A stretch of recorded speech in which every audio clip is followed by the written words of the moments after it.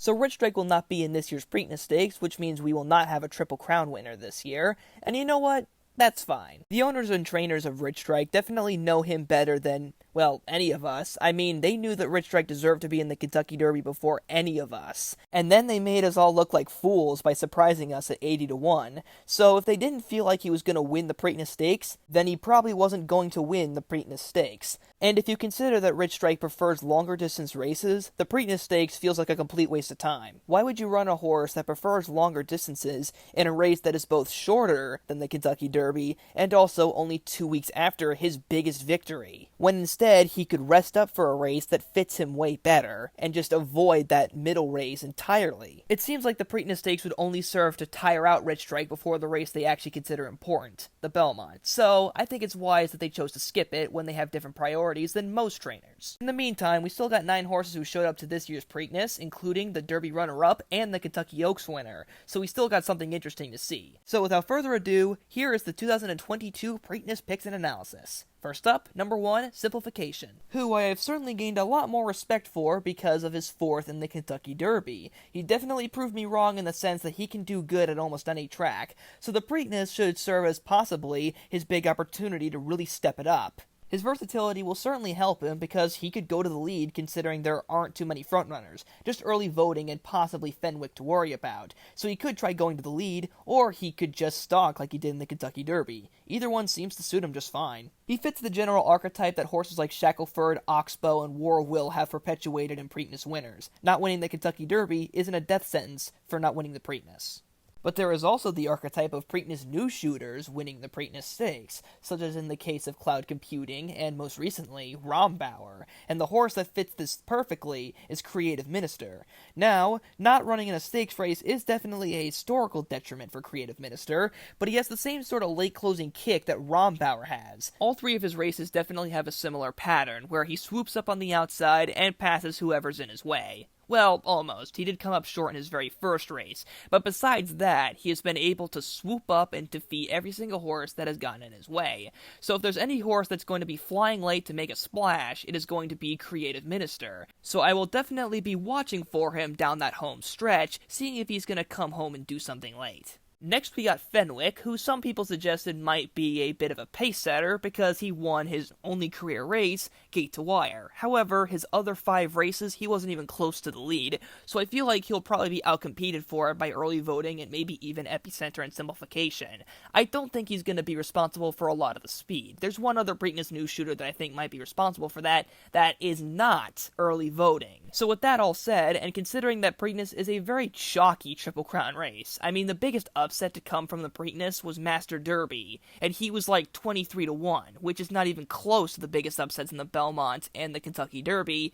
I just don't think that this is going to happen. And I know you might say that Rich Strike proves that anything can happen, but at least Rich Strike's upset does fall within the realms of possibility for the Kentucky Derby. It wasn't a new record upset, it was just the second biggest one. Either way, toss. Then we got the horse that everyone is talking about, Dean Wayne Lucas's new great filly, Secret Oath, straight out of the same box as Serena's Song and Winning Colors. Immediately, we can make the argument that Secret Oath is no Rachel Alexandra, but to put it bluntly, nobody is. Rachel Alexandra might be the greatest filly ever to exist, with Personal Ensign being the only horse that I could think of being better. And yeah, I'm not going to elaborate further because I might anger some people if I went into more detail. But what's important here is that Secret Oath does not need to be Rachel Alexandra in order to win the Preakness Stakes, as proven by Swiss Skydiver winning.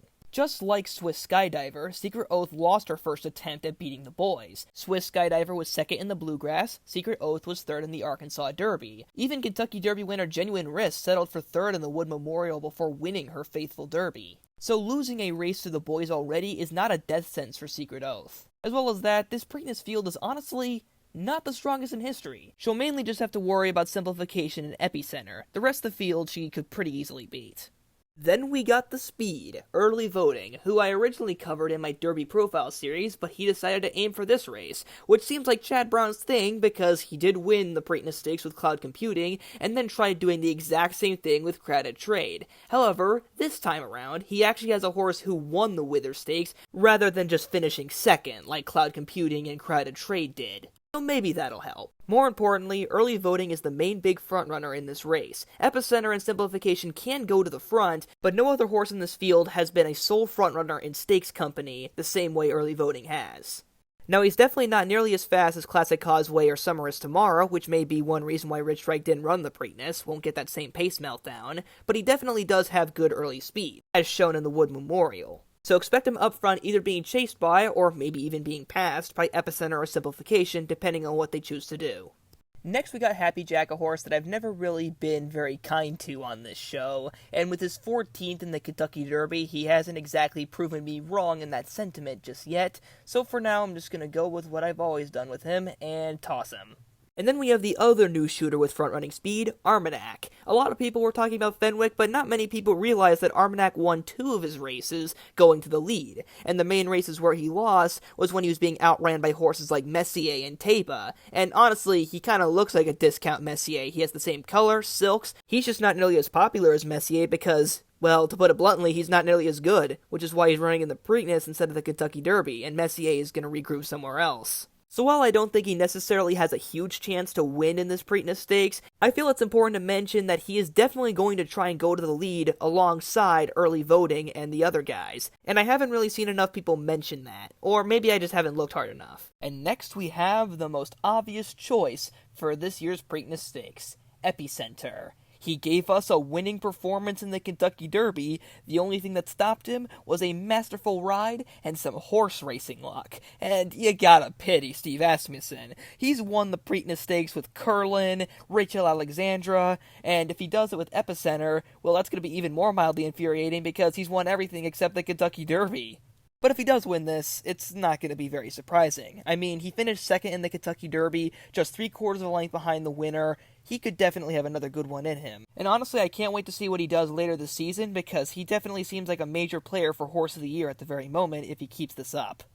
And then lastly of all, we got Skippylongstocking, who, he's not perfect, but I think he has some potential. He's definitely shown improvement the further the race goes. His 2 dips into a 1 1/8 have definitely been some of his best performances. He got a victory at a 1 1/8 at Gulfstream Park thanks to a pace meltdown, and then he finished a decent 3rd behind both early voting and Mo Donegal. So, it's not like it's impossible for him to do something surprising, but it still seems a bit difficult. But if he does do something surprising thanks to an unexpectedly fast pace, like Cloud Computing did, don't say I warned ya. But now we got our picks for the Preakness Stakes, and it is so hard not to just be chalky and pick the top 3 horses in this race, which are Epicenter, Secret Oath, and Simplification. It is really hard not to. It's just so easy to just blend in with the crowd. And you know what? I'm gonna cave in. I'm not going to give you something interesting or insightful. Just go with the main 3 favorites. They're definitely the stars of the show. The question is, who's going to win? For now, Epicenter seems to have the slight edge here, but remember that Steve Asmussen has definitely lost to star fillies in the past. Curlin lost to Rags to Riches, so Epicenter could lose to Secret Oath. Although, ironically, Steve Asmussen did also win the Preakness with a filly. Man, this is going to be interesting. Anyways, hope you guys enjoyed this analysis video. Comment down who you're going to be picking for the Preakness Stakes. Hopefully it's a bit more creative than what I got. Ironic considering I got Creative Minister in the race. See you guys next time.